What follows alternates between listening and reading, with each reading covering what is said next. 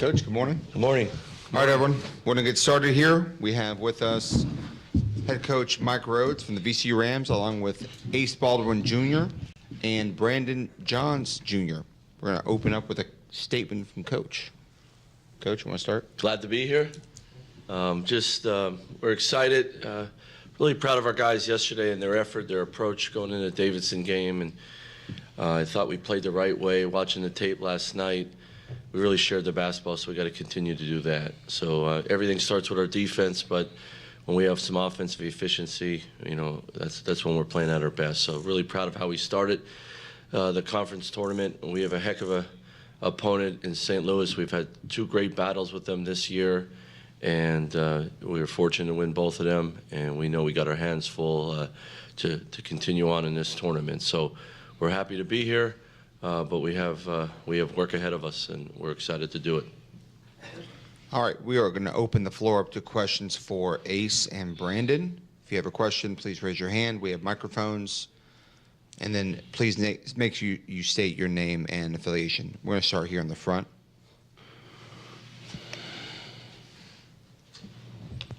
Marcus Washington from MTC Media. Brandon, what has this year been like for you transferring to the school, and what has it been like to play for Coach Rhodes? I would say I'm super grateful for it. I think it's been a super great opportunity. I think I've built such great relationships with these guys, and I know that we've all had so much fun this season, and playing for Coach Rhodes is super fun. He's got a ton of energy, a ton of love for us, and I know he's always wanting the best for us. So it's been truly a blessing this year. And how does your game complement Jalen's game, and how does Jalen's game complement yours? I would say I think we're both pretty physical down there, down low, and I think we create opportunities for each other just because, say, one of us is down low, we might create an opportunity for the other one. Say one of us is cutting, or I think it's hard for teams to try to guard both of us at the same time when we're on the court. So I think we both attack the glass a lot.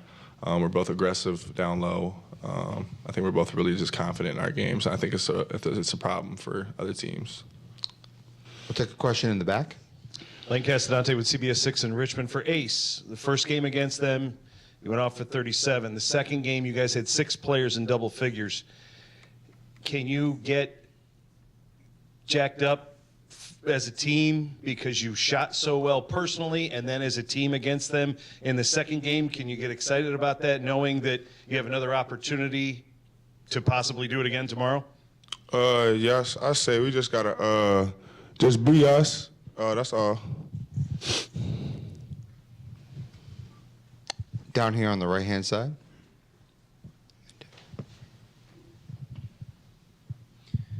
Matt Shelton, VCURamNation.com. You guys turned them over like a quarter of their possessions in the last meeting with them. How were you able to have so much success against a team like that? They're a top 100 turnover offense, but y'all kind of had your way with them. I'll say I think when we stay confident in ourselves and play VCU style basketball, I think it's hard for teams to get in their style of play with us. I think we put a lot of pressure on teams with our defense, and we kind of put them out of their structure and their system offensively. So I think the more we play like ourselves and the more we trust in the system, I think the more success we'll come out with. We're going to go right here on the left-hand side. Tim. Tim Perrell with Richmond Times-Dispatch. What did y'all do so well against them in the first 2 games? And what do you need to do again in this game? I say we stayed aggressive on defense. We took care of the ball, and we played together. Brandon, anything to add? I think we're, like AB said, I think we were really aggressive with them. I think we put them out of their system and their play style a bit, and made them uncomfortable on the court. So, of course, that's always our plan, and just to be aggressive, be confident, and just to play our style of play. On the right-hand side. Guys, I was just wondering what y'all think about this format. It's kind of a different A-10 tournament format where you play a game, you have a day off in between. Do y'all like the break, or do you think with a team that plays as deep as we do, it's kind of a disadvantage for us because we tend to run teams down? Do you Brandon, like the day off or not? Brandon, why don't you start? I would say Can you repeat the last part of it? Just do you think this is a disadvantage to a team like VCU, who we just throw numbers at people, and in a tournament format we got to do day after day after day. It's hard to play a team like VCU, especially you all came. Do you think that sort of is a disadvantage that we they could break? I wouldn't say it's really a disadvantage for us just because we work so hard and practice all the time. We train for situations like this, and like we prepare for it all year. So it's kind of just the grind, and especially during tournament time, this is the time where we really got to buckle up and just play. No matter how many breaks you get, no matter how many days you get, you just got to give your all every single day. So even if we have a break, if we don't have a break, we still got to play like how we play. Any more questions for the student athletes? Up, Tim on the left hand. Ace, their offense obviously starts with Yuri Collins, and y'all have done a pretty good job on him the first two games. What have you got to do again this game to keep him from hurting you? And also Jimerson, I think first game he had like 24, and the second game y'all had him under wraps. Like I said, I think we just gotta stay aggressive, be us, and just keep Yuri from passing the ball. You know, he like passing the ball first, so I think we just gotta keep him from passing the ball. And Jimerson, I think we just gotta stay aggressive and no easy shots for him. Into the second row. Tyler Cronin, 3-bid league ace. Kind of following up on that last question, do you mind just touching on the impact of having Nick Kern and Jaden Nunn next to you defensively when you're going up against a team with that many great guards? I like playing with Nick Kern and J9 because they also bring that energy on defense. It's just not all about offense with them, and they also turn people over. Any more questions for the student athletes? All right, guys. Thank you very much. Good luck tomorrow. Man. Yeah, come All right, everyone. We're going to take some questions for Coach Rhodes. We're going to start right here with Stu in the fourth row. Oh, we got no mics. Oh, there's a mic. Hey, Coach. St. Louis is obviously their roster's loaded with local talent, but you also have one from St. Louis. I was just wondering if you could talk about Nick's advancement over the last 2 years. Yeah, I mean, he's been an absolute pleasure to coach.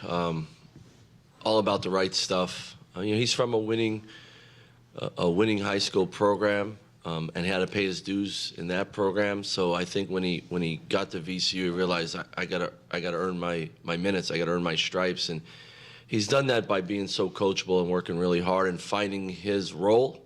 And he has started his role. Once we put him in the starting lineup, we've played better and better. And I just think he's a very unselfish kid that's super competitive. So he's. He was a COVID recruit, and we couldn't get out there to see him, so everything was talking to him and his family and Zooming with him, and we just built a cool relationship with he and everybody in his circle. And since the day we've gotten him, he's been nothing but a pleasure to coach and a hard worker, and he fits the way we play. He's a real aggressive kid. Thank you. Down here in the first row. Oh, actually, let's go back, and we'll come here first. Mike, the adage about beating a team 3 times in one season, you disproved that in your first game, but how much of a different team are you guys from even that last game against St. Louis when your scoring was so balanced? I'm guessing you're probably closer to that game than you were in the first one when Ace went off. Yeah, the trying to beat a team 3 times, I mean, it depending what side of the fence you're on, right? That's how you use it. So it's the next game for us. Look, they're very good. There's things from the first 2 games we could use to help us and try to win the game, but there's also things that they can use. And so when you're very familiar with an opponent, you want to make sure you stick to who you are and what you do, and not get away from your style of play. The emphasis you have, it's always going to be about us, no matter who our opponent is. But when you know another opponent so well and you're familiar, you give them great respect, and you might try a couple things differently than the first 2 games. But to us, it's about us. It's got to be about us with our style of play and how we go about it. Down in the front row. And Coach, more on that, you talk about the familiarity. Are you the type of coach that has held a couple things back, where you have some new actions off of some existing actions without getting away any trade secrets? You think I'm going to tell you right now? I had to ask. Come on now. You always have some things everybody does at this time of the year.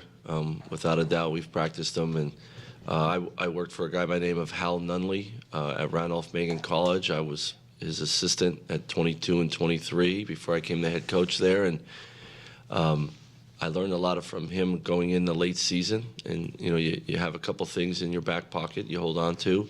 You might not need them, but you'd be ready. Be ready. So that's always been my approach, but it's still about your team and your style of play. And do you see the Atlantic 10 as a whole as being a multi-bid league coming into Sunday? Look, we're 25-7. We won the A10 by 3 games. We've played a good schedule. That is pretty darn good. I think any coach ever in the A10 would take that in a second. So I hope people see that, as well as we have some good teams in this league, and the upper teams play really good schedules, and we got to do well in non-conference to take a big bite out of the whole picture of college basketball. But we're sitting here in the semifinals at 25-7 and won our league by 3 games, and we play a good schedule. So I hope that people see that and know that. Over the 10. Hey, Mike, you got 4 really good perimeter defenders, and you switched off on some of the opponent's better players. How have you been able to contain Yuri Collins? I don't know if you contain him. I want to say slow him down, but that's impossible. Make it really hard. He's going to make some great plays. He's going to make some great dribble moves. He's going to get downhill on you at times because he is that good. He's going to make his teammates better at times where the way he throws the ball to them and gets them easy shots. I just think you make it really hard for him. You try not to let him get in space and get downhill consistently because that's when he gets going. So we'll put different guys on him, but it's more about our team defense against a really good player than just, say, a matchup.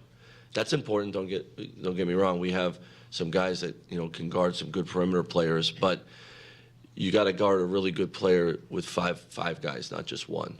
And I think that's the emphasis, always playing against a good player. On the right-hand side. Coach, Noah Curro, the last time we played them at our place, but he looked pretty healthy today. What's the biggest challenge, other than just depth, Francis Okoro being in the lineup presents? Well, he takes up space down there, Matt. He gets angles on his rolls. He gets angles on his post-up that he can just turn around and, as I say, put you in the basket. And he does a really good job of getting offensive rebounds because he's physical early in his possession. He's just, it's another big body down there, but a guy that if he catches it deep in the post one-on-one, he could have a big game against you. So we've played against him before, and so we know what he's capable of doing. We have a bunch of big guys. We have to be ready to play against that physicality in front of the rim, and he leads the way for them. Back to Stu in the 4th row. Coach, now I think we're about 5 years into the net ranking thing. Do you have any thoughts on the process, how it works, and then also have the coaches in this league, do you think, figured out the best way to schedule to improve net? No, because we don't know how the best way to schedule because the goal line's always moving. The metrics is moving. What's being weighed. The different boxes, the different metrics. If you could tell me what the selection committee weighs the most, then that's what I would do. But we don't get that information. And I don't think that's fair, especially for a team like us who has trouble scheduling opponents home and home, tournaments, neutral. And we're not the only team. So I'm not making excuses. I'm just give me some leeway on what helps us most and helps our league, and I'll go do that. But the toughest thing is everybody talks about our non-conference. We got to play a certain type of schedule in non-conference. Tell me what it is, and we'll do it. If you can help me get other teams to play it, that's the issue. So where we're at and trying to go through this, and I talked to my administration about this. We talked to all the experts out there, the bracketologists. Tell me what we need to do, and we'll do it. But every year it seems like different things change. The goal line's changing, and I don't think that's fair for anyone. when Power Fives now are going to 20 league games and they have challenges, more than one challenges, then they play in an MTE, which could be up 3 games. That narrows our window of scheduling some of the teams we need to schedule. And so help us out and give us some leeway or give us some ideas, and we'll go about it. So that's where I stand on it, and some people may differ. I understand that. I would just love that we got some insight as we continue to move on in scheduling, how to go about it to help our cause and help our league's cause. Any more questions? I knew that question was going to. You're waiting on it. Any more questions for Coach? All right, Coach. I appreciate it. Thank you, guys. Thank you very much. Good luck tomorrow. Thank you.